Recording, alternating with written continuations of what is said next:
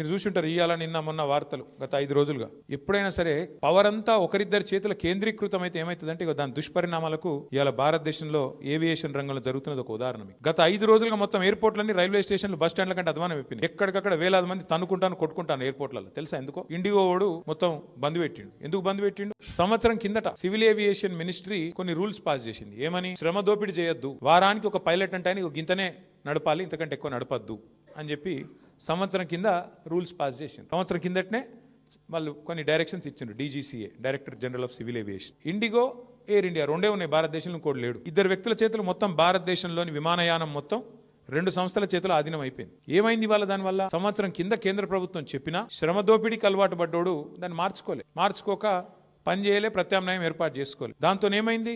నిన్న ఒక్క రోజు 1000 విమానాలు క్యాన్సిల్ అయింది. ఎయిర్పోర్ట్ బస్ స్టాండ్ అయిపోయింది. వాస్తవం ఇది. ఏం జరుగుతుంది? కొంతమంది వ్యక్తుల చేతుల్లోనే మొత్తం శక్తి కేంద్రీకృతమైతే దానికి ఒక గొప్ప ఉదాహరణ, దుష్పరిణామానికి గొప్ప ఉదాహరణ నిన్న మొన్న విమానయాన రంగంలో జరుగుతున్న వ్యవహారం. ఒక ఇండిగో, ఒక ఎయిర్ ఇండియా రెండే మిగిలినాయి ఇప్పుడు భారతదేశంలో. ఒకటి టాటా, ఇంకోటి ఇండిగో. వాళ్ళ చేతులకు పోయింది దేశం. వాళ్ళు ఇప్పుడు ఎస్ అంటే ఎస్, నో అంటే నో. ఆఖరికి ఏమైంది తెలుసా? 5 రోజుల తర్వాత కేంద్ర ప్రభుత్వం మేల్కొని వాళ్ళు ఇచ్చిన ఆర్డర్ వాళ్ళే వెనకకి తీసుకుని తీయాలి. వాళ్ళు ఏ ఆర్డర్ అయితే ఇచ్చిర్రో, ఇండిగో వాడు మారలే, ప్రైవేట్ వాడు దిగిరాలే. నేను తప్పు చేసినా అని ఒప్పుకుంటలేడు. వానికి ఫైన్ వేసే దమ్ము లేదు ప్రభుత్వానికి. ఏమైంది ఆఖరికి? ప్రభుత్వం ఇచ్చిన ఆర్డర్ ప్రభుత్వం వెనకకి తీసుకొని ఇంకొక టైం ఇస్తాము అని చెప్పి తగ్గక తప్పని పరిస్థితి వచ్చింది.